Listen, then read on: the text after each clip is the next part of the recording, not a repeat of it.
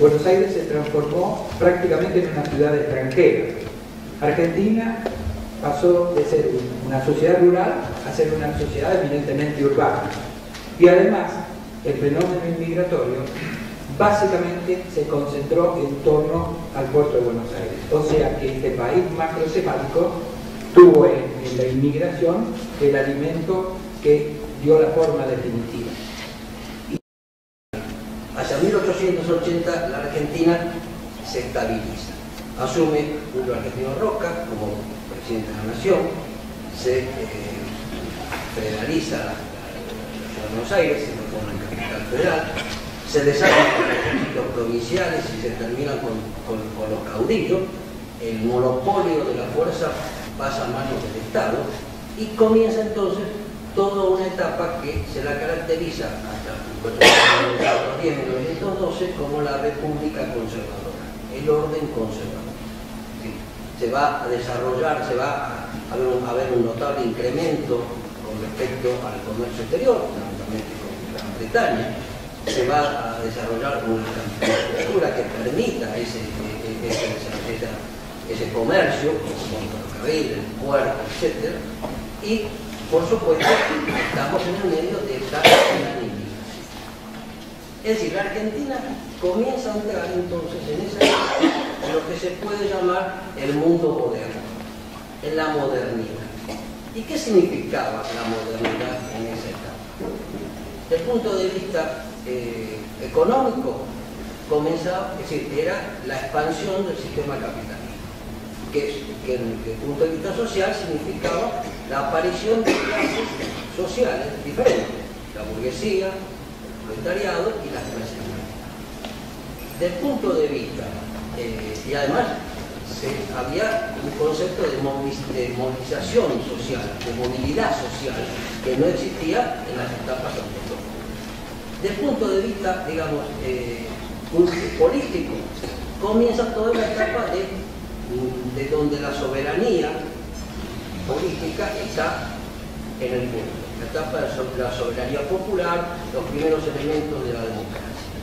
Es decir, todos estos hombres lo que sucede a esa generación del 37, la llamada generación del 80, la actualidad del 80, en principio se encuentran bien con esta modernidad, digamos, participan, pero en la medida en que esto va avanzando, se va desarrollando el país, van viniendo cada vez más extranjeros, comienzan a haber problemas. Comienzan a haber problemas en dos escalas de esas clases sociales, con sectores, digamos, extranjeros que se van transformando en una cierta burguesía y con los sectores con una apreciación biológica de lo social que hace José Ramos Mejía, y con esto terminamos de pegarle a nuestros pobres abuelos, ¿no? O a la conceptualización que hacía la élite gobernante de nuestros abuelos. En esta conceptualización biológica del inmigrante, de ese inmigrante que vino, dice Ramos Mejía, es algo amorfo, yo diría celular, en el sentido de su completo alejamiento de todo lo que es mediano progreso en la organización mental. Es un cerebro lento como del buey a cuyo lado ha vivido. Qué oscuridad de percepción, qué torpeza para transmitir la más elemental sensación a través de esa piel, que recuerda la del paquidermo en sus dificultades de conductor fisiológico. Esto es muy importante recordarlo, no siempre aparece en los textos, porque esta era la visión sobre nuestros abuelos, y esto me parece que nos va a ayudar a veces a ser un poco más contemplativos con esta nueva inmigración, porque no hay gran diferencia en este trato que uno le da a los bolistas, a los paraguas, del que recibieron nuestros propios abuelos. Nosotros pensamos que no fue así, pero esta es la realidad. Es bueno aclarar cómo se ha dado este proceso inmigratorio en la Argentina. La primera etapa llega hasta el estallido de la Primera Guerra Mundial. En esa etapa, la inmigración masiva la mayoría de los inmigrantes es de origen italiano. El 50% de los inmigrantes que llegan a estas tierras hasta la Primera Guerra Mundial son de origen italiano. Y allí tantas costumbres que hemos adoptado los argentinos. En un país de mezcla, por supuesto, porque yo siempre doy el mismo ejemplo. Llegan los italianos a traer la pizza y la pizzería está en manos de gallegos. Pero esta es la característica de esta mezcla.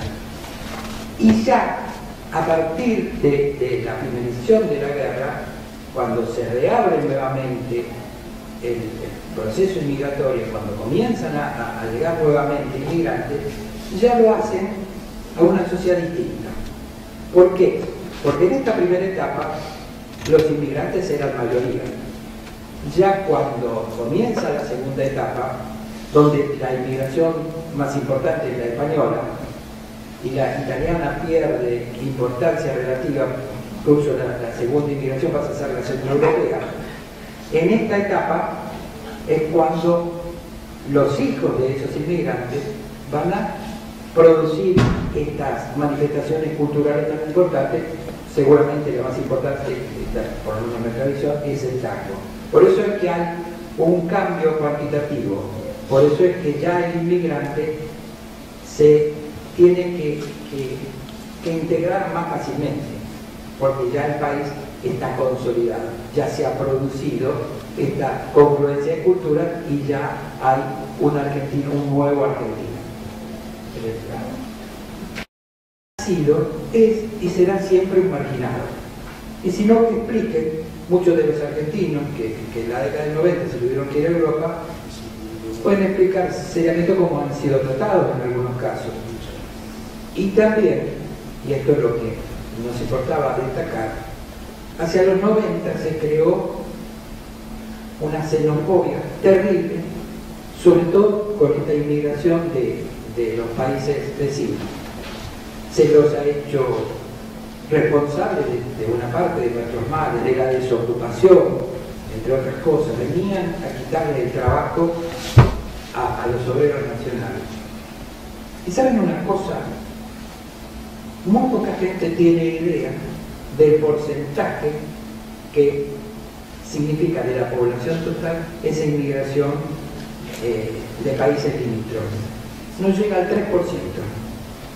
Entonces, si tan pocos habitantes pueden alcanzar tanto daño, algo está funcionando mal. Por lo que seguramente es que estamos buscando siempre un chivo expiatorio, cuando en realidad, a tenor de lo que ha pasado con nuestros abuelos, creo que el camino más lógico sería la incorporación definitiva de estos nuevos inmigrantes, que por otra parte, si uno analiza la composición, va a ver que, por ejemplo, la inmigración boliviana, que es la más importante, tiene una importante radicación en Buenos Aires, en el Gran Buenos Aires, pero también hay muchos bolivianos en Jujuy, en Salta, porque claro, forman parte de la misma nación del Incario, como hay muchos chilenos en el sur, porque claro, forman parte de la misma raza mapuche, y también hay muchos paraguayos en nuestro noreste, porque también forman parte de la nación guaraní. De modo que, si algún mensaje nos gustaría dejar es este, la importancia de integrar a nuestro país, a todos los ciudadanos de buena voluntad, porque esta nos parece que es la forma más adecuada, primero por solidaridad humana y segundo, hasta por conveniencia, porque esto de discriminar no nos queda nada bien.